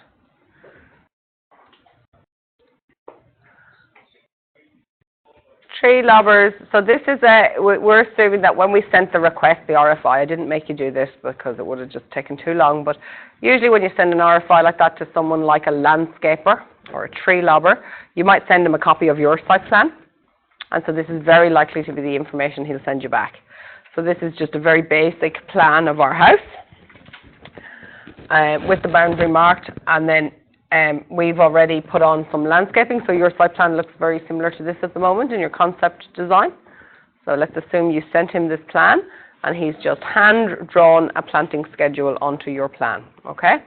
However, your plan, how did your plan arrive at all of these plants? Well, it arrived there because, like most architectural drawings, we just picked a couple of plants that were in Revit that looked good, and it could demonstrate where planting might be on the site, but it hasn't been any more thought through than that. At this point in time, when we're developing a landscape plan, now we need to think that a lot more deeply, okay? And so these plants that we have on our site, they're not representative of this list. So he's just drawn this list on and put some arrows, but as you can see, I hate the fact that it's written in green, but as you can see, let's read it. What has he said? He said, right, chain mesh fence max 1.8 height to side and rear boundaries. And he's drawn in red where that fence might be, okay? So it looks like the fence comes like this and then butts into the house here. And actually, in red, he's got powder-coated rod fencing and gate to both frontages. So it looks like this is a sort of a solid fence to give you some privacy in your garden, and here similar, but then the fence from here on around is just going to be as per this specification, chain mesh fence to side and rear. I want that to do what I want it to do. Okay, so then he's given us some plants, and I'm not even going to attempt these Latin names, you know, bad enough. So it's a native compact tree. The important information that they do give us is the height it will grow to and how wide it's going to be, okay? So I would suggest that you use these plant symbols, but that over on this side in your sheet, you're going to need to make a legend. And you're going to say that, for instance, let's pick something similar. Pandanus, which has a height of 3 to 10 meters and 5 meters wide, a symbol that generally covers is a width of 5 meters when you measure it to scale is what you should be using for that plant. Do you understand that? Because then when you put it onto your site plan, it's actually truly representative of a plant that's going to grow to 5 meters wide. And you can start to say where you might want that plant on your site. Yeah? Bit of landscape and design. Now, it's not landscape and design as in, you know, I need you to name all the species and all, but we do need to be able to think about where would I put a big tree on this site? Where would I put bushes and planting, and where would I put very low growing plants? So you've got your schedule here. You've got plants now that would just grow 1 to 4 meters high, you know? Where might you like to put those plants? And what symbol am I going to use to represent them? I'm happy for you to use these same symbols. What the symbol looks like is not particularly relevant. It's the size of the symbol and how much ground cover it has, because obviously you don't want to show 5 of them. If you're using this symbol, and maybe that's like in theory a meter wide, but you're using it to show a plant that's 5 meters wide, and you put 5 of them beside each other, that's going to be a pretty overgrown garden when it gets there. So you see the point I'm making? Your symbol must be somewhat representational of the width and the height and the style, maybe. I'm not so worried about style, but of the plant that you're going. Feel free to Google these plants, get a picture of them in your head, to Google the plant names, get a picture of them in your head, and think about where you might put them on the site. Okay, so you've got a couple of them that are 5 meters wide, 3 meters wide, compact tree, and then you've got, this is just buffalo grass, so it's lawn, it's a specification for lawn. I tend to use just a solid green, but very light in colour, solid hatch to show where my grass is going to be. Okay, so if you've got a planting area that you're going to put plants in, so if you've got a site plan, let's do a bit of drawing.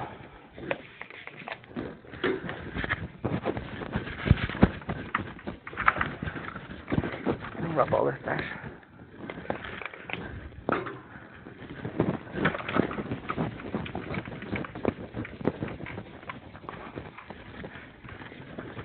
Oh my God, this thing keeps moving on me when I'm trying to run.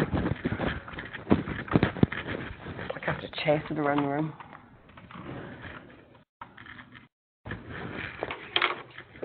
Yeah, work away.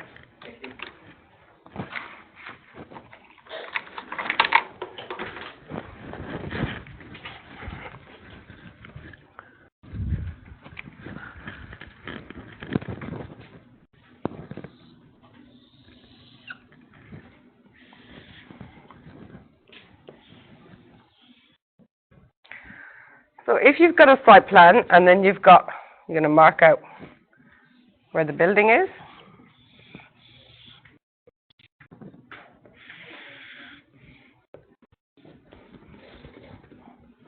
Then you're going to draw in perhaps your driveway. Not sure that's how your driveway would go, but. And then what do we do after that? What do we do with all this other space? Okay, we have to design some sort of a garden. Okay, the next thing you would probably think about is where the fencing is going to be. So if we've got fencing that's doing something like this, what do we do here? What do we do here? What do we do all around here? The other important thing you're going to want to know is where your veranda is. Am I right in saying where the veranda is on this site is about here somewhere?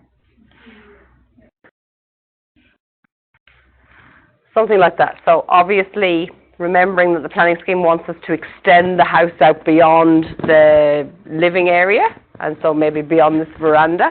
So you might want to think that coming out here is going to be your garden area, that if you're sitting on the veranda that you might want to walk further out. So I wouldn't go putting lots of plants just here, okay? Because that's going to cut your veranda off from the rest of the garden. Yeah? You think so? You don't have any trees on shore? No, at the moment it's vacant. There's nothing there, nothing at all, no. So no existing trees. This is just a proposed planting schedule for the types of plants that you might put onto your in your landscaping. So look we just want to come up with a very basic design, and this is often left to the draftsperson to just work this out themselves. So we will touch on it. Like, what do you think? What would you put here? You've just got this little bit that's going to be out to the street. Yeah, it's just going to be one little strip, so obviously your neighbour's not going to have a fence here. The fences on these sites tend to go back like that, and then this is quite open, a bit like what you see in Brinken. Do you remember what we saw when we were out in Zuccoli? The front of the houses are quite open to the street. Any ideas? Who's a good landscaper in the house? Who's a good gardener? Sorry? Oh, yeah. So just on this little bit here. So this is your driveway. You're going to park your cars in there. Might not go necessarily like that, but just you've got a little strip there, and you've got a strip here.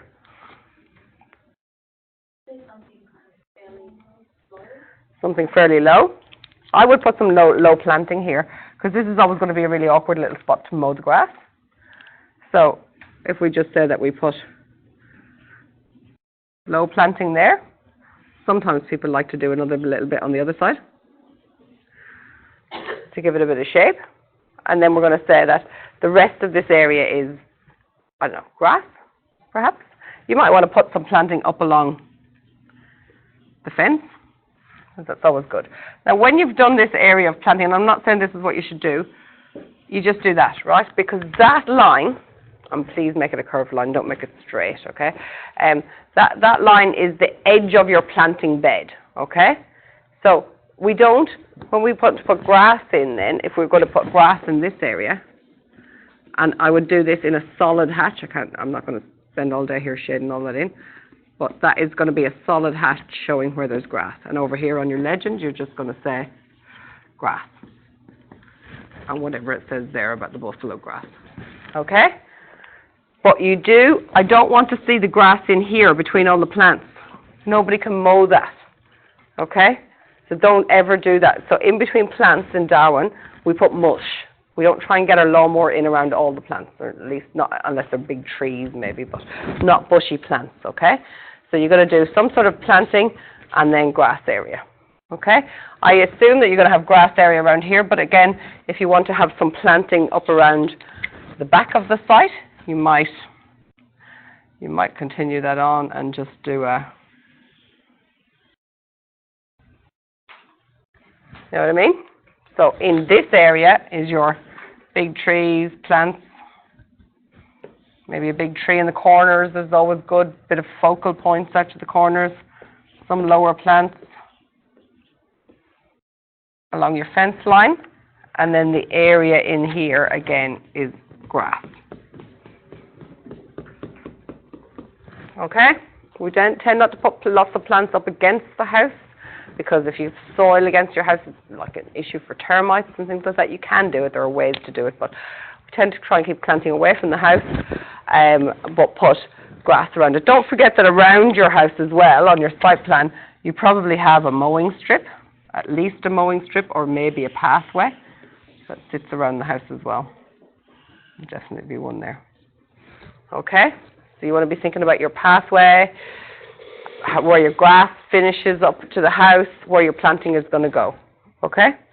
And then just hatch in green where the grass is, and just put the plants in as per this schedule. So I want to see you make a legend for this schedule, and then using plant symbols. You can bring in new ones, you can use the ones that are already in the model, with whatever symbols you want. I'm not fussed what the symbol looks like, just so long as it's proportional to what the plant size is.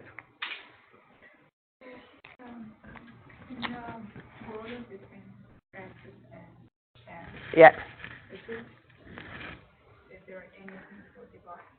This line? On your drawing, it's just a line, indicating the edge of the planting bed. In real life, some people will use like timber, some people will use concrete curbing. You know what I mean by curbing? You know, on the side of the footpath, you see the curb, you can use curbing like that. Some people use little bricks just to edge the side of their planter bed. Have a look.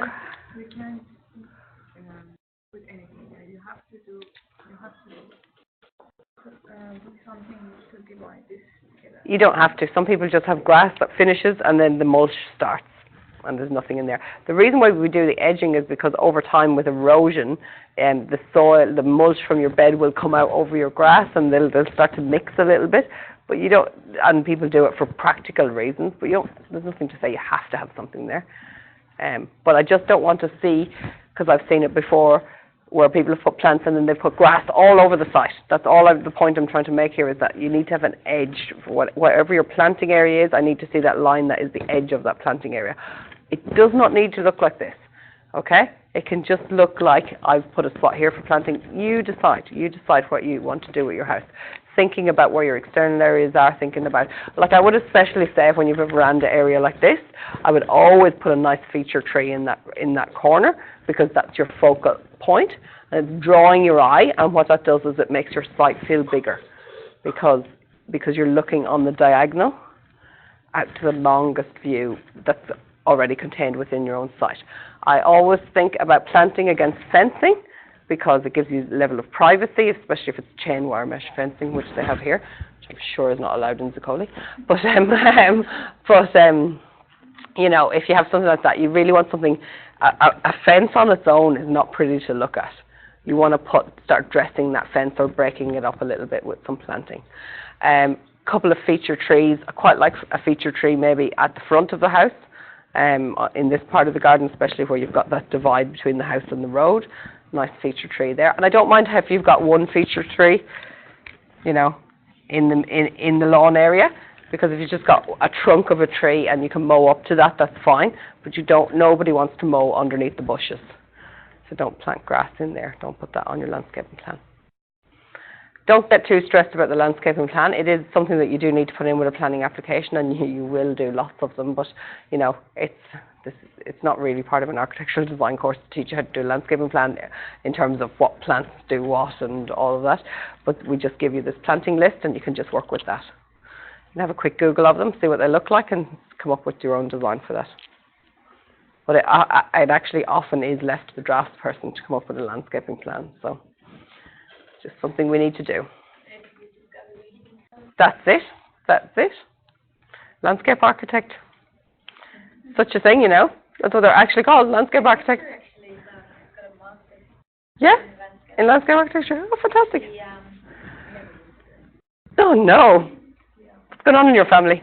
Do all these study and you don't use them? I was like, I don't understand. But she's like, oh, I'm not really. Like, she would like to, she said she likes, like, old parks. Yeah, okay, yeah. And she would like working on parks, but she really likes to design areas and parks, like, like, you know, like, kind of random areas. Yeah, So, yeah. It's huge business down south in Australia.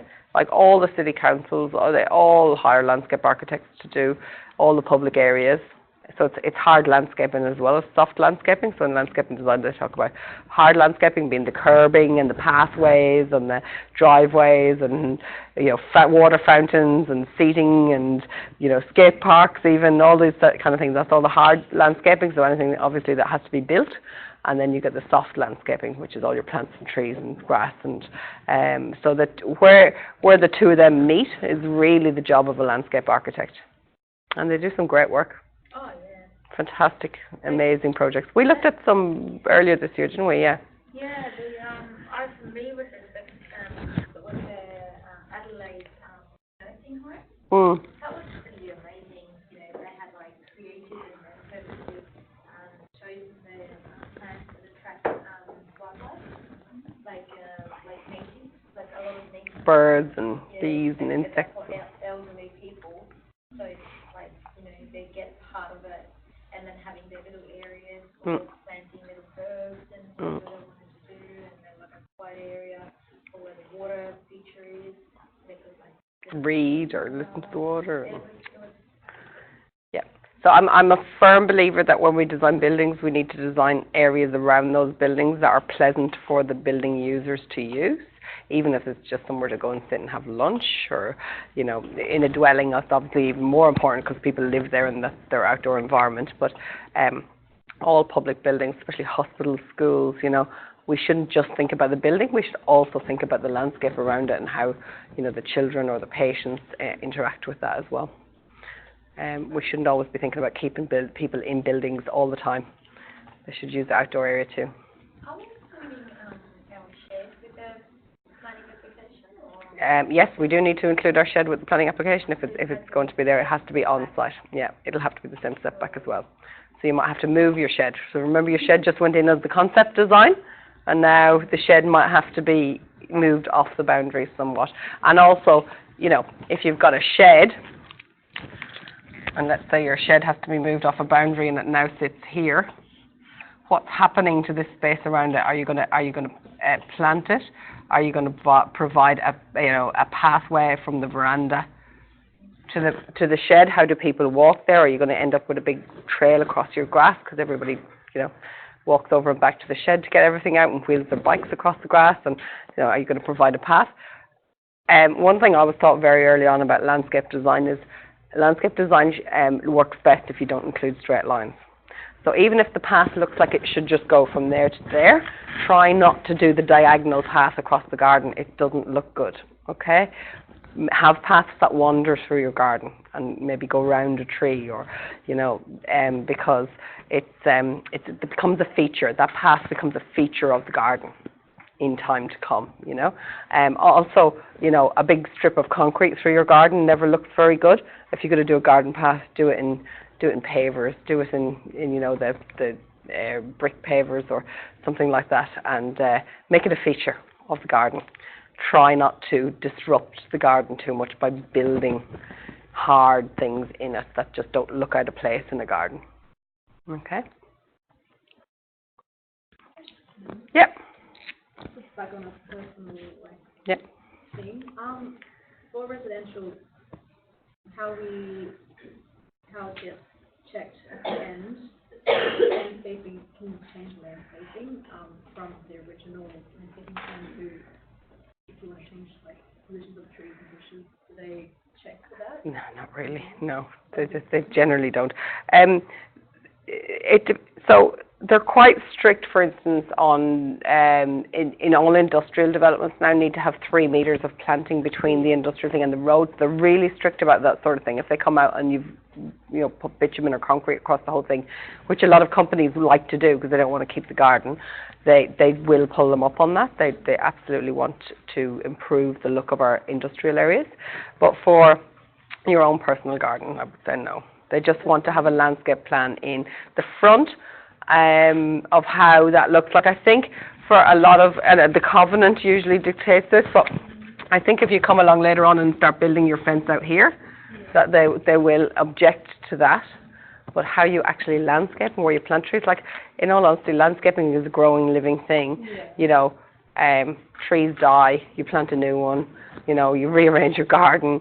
You know, you have a couple of kids and suddenly you want a cubby house and you build that in there. Like gardens evolve and change over time. So I would say not necessarily in what you're planting and yeah. But I'm just looking at the plan for the house, and I'm looking at it and I'm like, I don't really like the landscape. Yeah, for your house. Yeah, I'm looking at it and I'm like, no. I'm a big fan of.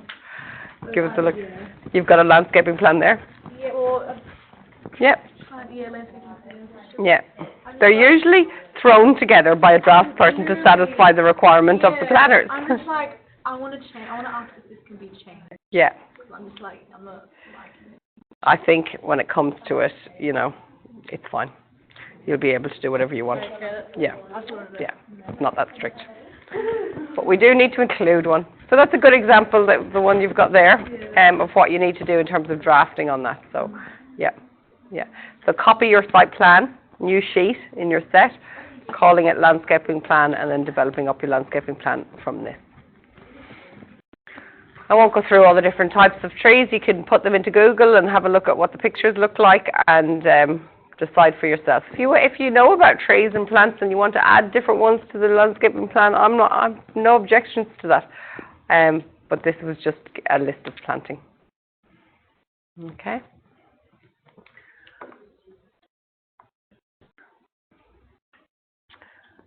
What else did we get? We got, from the mechanical engineer, he very kindly showed us where all the condensers were going to sit on the outside of the house. So we kind of want to draw that onto our floor plan. Yes? Oh, sorry, you were asking a question. We want to make it our landscape plan is a flow in our plan, in Revit folder. No. In your Revit file, in the model, you just make a new sheet. New sheet. Yeah, that's it. That's all you're doing. So you've already got a site plan, so you'll just add a new sheet. Copy the site plan over, copy it over, and then you add your landscaping information to that. Okay? So you've got your condenser locations. So yes, I would put my condenser locations onto my floor plan so the planner can see where they are. You can see they're pretty well hidden. So we've got a step back here. So I suppose, take a step back. When the mechanical engineer wants to know where the condensers are going, what he's going to do is have a look at the bedroom where he thinks he might locate the condensers in the bedrooms. And then this length of this pipe is really crucial to mechanical engineers and to air conditioning suppliers. That length of pipe has a real impact on the efficiency of the system, and so they don't like that run being too long.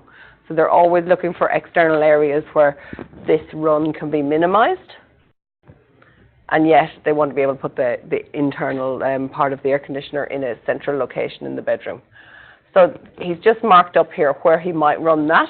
And so the living room one, see the way he was nice and he didn't try and put it on the wall here. If you ever come across mechanical guys who want to put them on those walls, you know, just get a new guy, because nobody wants the air conditioning condenser. You know, your husband's in watching the footy on the TV and the aircon's going full belt and you just want to read a book on the veranda. Guess what's happening? All the hot air is being pumped out onto your veranda. So making sure that it's tucked in neatly behind the corner. So on bedroom 3, there's not a whole lot of choice here. So when we're thinking that the road is here and we're going to be looking up at the building, this condenser is probably going to be able to be viewed from the public street.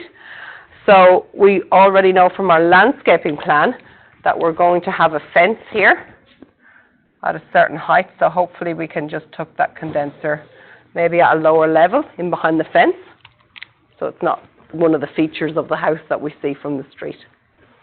Okay, so those are the kind of things we're concerned with planning. You know, you can always go back and ask them, can you put that somewhere else? But most of the covenants don't allow you to put them on the roof these days, and we just need to tuck them in wherever we can. These ones are all tucked in quite nicely. Not been able to be viewed from anywhere, and as well as that, this really is the back of the house. You know, it's not, you're not looking at a condenser from your living room, dining room, or veranda, which is important. Okay, what else information did we get today? That was the condensers, tree planting. We got a water meter location from our hydraulics engineer. Nothing more needs to be done with that. We just need to note where it is on the site plan. Okay. We don't get like exact location. No. It'll always be, the water meter will always be in the corner of the site, right down. They're always just located in the corner. And then, I should have another one.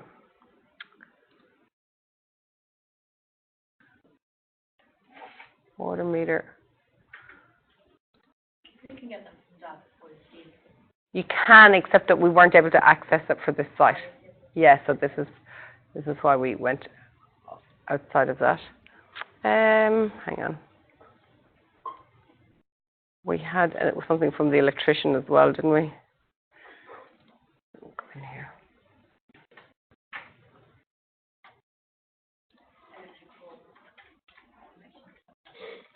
Yes, I think he gave us a little bit more than that.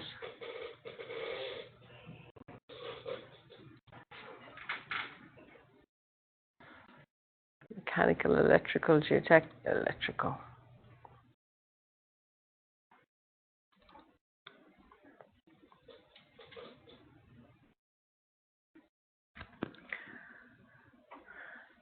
So he just gave us the location of the NBN box and the electrical meter, and he wants to locate them on this corner of the house, which I kind of agree with. I think they would be nicely tucked in there. You know, you remember if you're ever having a barbecue at this house and your guests are coming in and you want to keep this front door shut, which we often do, because those of you who don't have kids won't realise that when all the kids run through your house, they wreck your house. So not only do you have outside to clean up, but you have also all of the inside to clean up after they leave. So what a lot of people like to do when they're having their barbecue is just have a means of a gate around this side so people can park their car on the street and walk around the side of the house. And so the party is external and all the kids are external, definitely, and bring them around this side. So you don't really want people walking or socialising around this side of the house with access to meter boxes and NBN boxes and all those sorts of things. They're ugly to look at. Services are not particularly nice to look at. So I do think that this side of the house is more for services, and they're nicely tucked in on that side there. If he had come back to me and marked it up and put them over here, I would be going back to him saying, I don't like where they are. Is it possible to go to the other side? Yeah, so I think it's a little bit about you guys, you know, and you'll do this in your work experience. You just build that confidence to be able to question when people give you advice to go, oh, is there another option there? You find that you can't really tell engineers or even tradespeople, like, you don't want to tell them how to do their job, and nor should you, but you do want them to consider the options, because they're not designers either. They're just thinking about their service and what's the easiest way to get the connection from the road.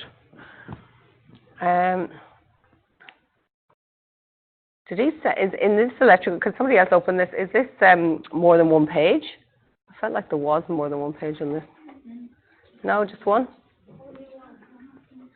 Okay, and then there was this, there was the excess plan that we had seen before. This was the one that was done by the subdivision people.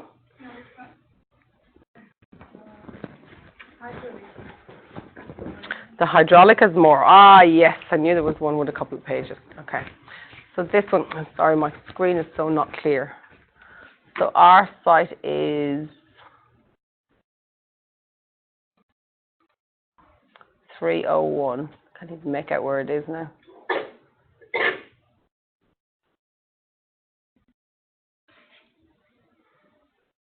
$311. 301 is this one. I don't know. I have to look at this on a normal screen. The water comes up the street on the other side.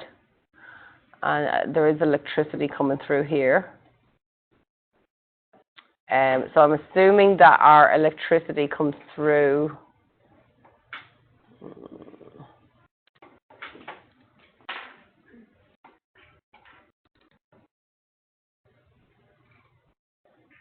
And without doubt, before Jake, I don't know this information, but I'm assuming the electricity will come in on this part of the site here and just be brought straight up to that side of the building. And telecommunications. Okay. And for the hydraulics, let's go back and look at the other pages on that.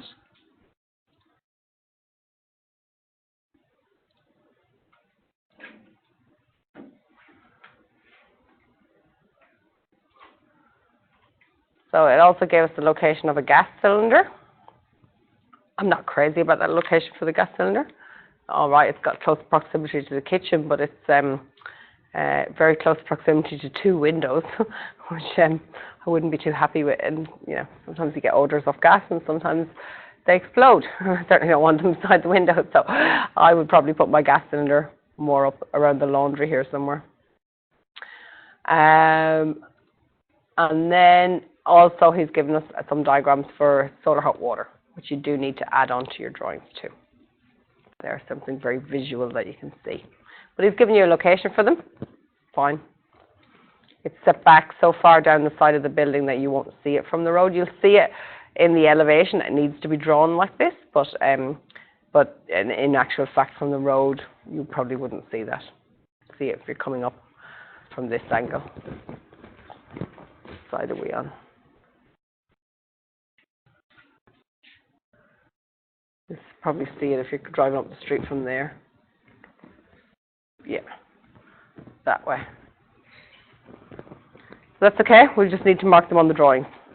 So this is part of, you know, making sure that the services are marked on the planning drawing to a low level, you know, preliminary level. We show where they're going on.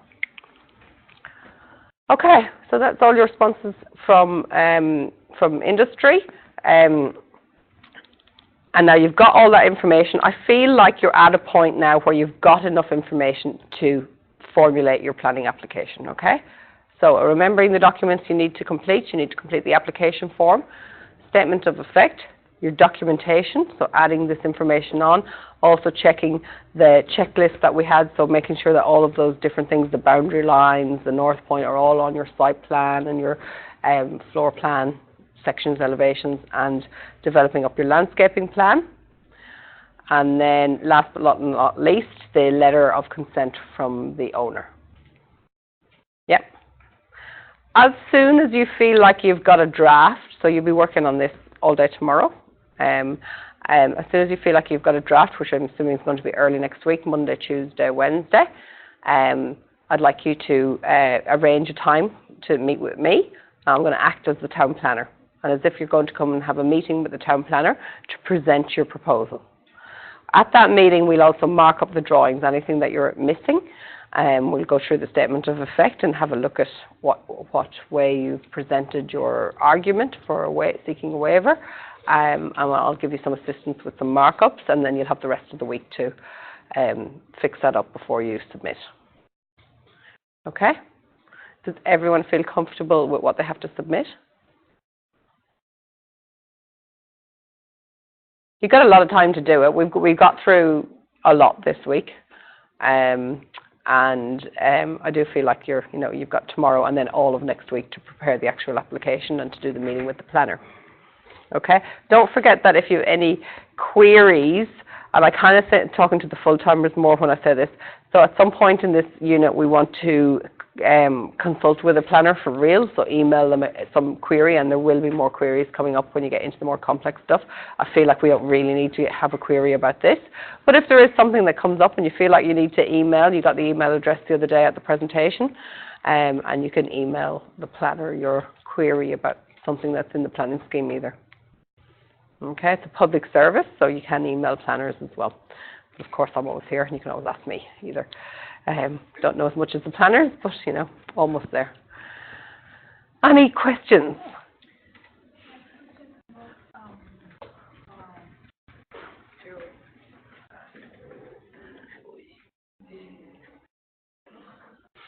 Are we done this landscape in Revit In Revit, yes, please. and also including this electricity? Yes, yeah, pop those things in Revit too. Yeah. Geotechnical report. Yep. We have to, I really don't understand, we have to change Oh, you have to move the building? we have to Yes, yeah, you have to move the whole building forward on the site. 8 points. So so off this back boundary. So, you know the boundaries that you've all drawn on this in Revit? Yeah, Are they correct? yes. Yes, the site measures exactly 300 square meters and they're all drawn to It's not exactly 3. 600.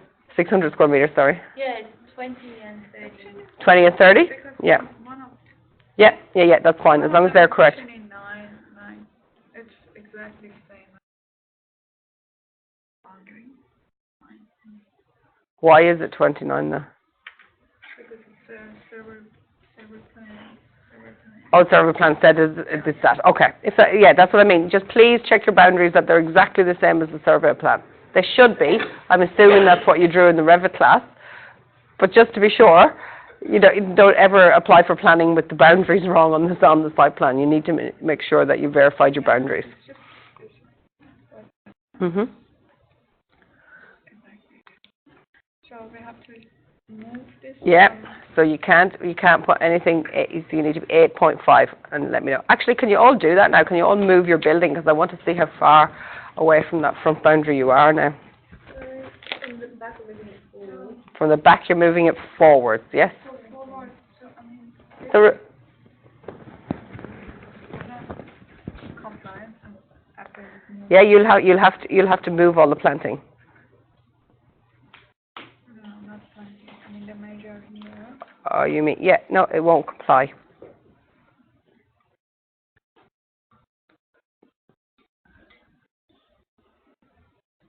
Yep. So you have to move it forward. So how much does it measure at the back right now, where you have it? Is everybody's different, or are they all exactly the same?